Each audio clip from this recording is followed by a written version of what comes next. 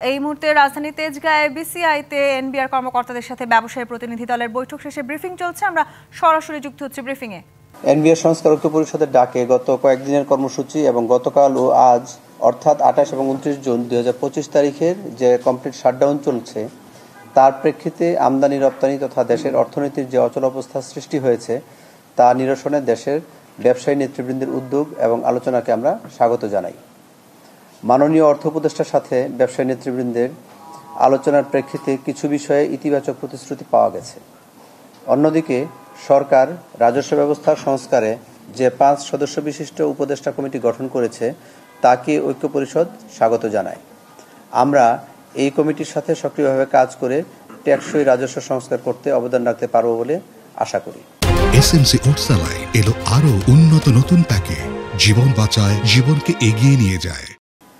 এমত অবস্থায় দেশের শীর্ষস্থানীয় ব্যবসায়ী নেতৃবৃন্দের অনুরোধের প্রেক্ষিতে এবং দেশের আমদানি রপ্তানি ও সাপ্লাই চেইন সচল রাখা তথা অর্থনীতির বৃহত্তর স্বার্থে এবং জনগণের স্বার্থ বিবেচনায় নিয়ে এনবিআর সংস্কার ঐক্য পরিষদ তাদের কমপ্লিট শাটডাউন এত দ্বারা প্রত্যাহার করেছে।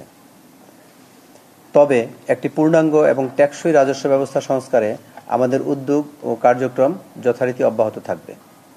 বিগত কয়েকদিনের কর্মসূচিতে আমাদের সাথে থাকার জন্য দেশবাসী, প্রিন্ট ও ইলেকট্রনিক মিডিয়ার সাংবাদিকবৃন্দ, সিভিল সোসাইটি ও সর্বোপরি দেশের শীর্ষস্থানীয় ব্যবসায়ী নেতৃবৃন্দকে অশেষ ধন্যবাদ জানাই। আমি হাসান মোহাম্মদ তারেক আবদার, সভাপতি এনবিআর সংস্কার ঐক্য পরিষদ। দর্শক, এতক্ষণ আমরা সরাসরি যুক্ত ছিলাম রাজধানী তেজগাঁ, সেখানে এনবিআর ও ব্যবসায়ীদের বৈঠক নিয়ে ব্রিফ করছিলেন। সেই ব্রিফিং এ সরাসরি যুক্ত ছিলাম।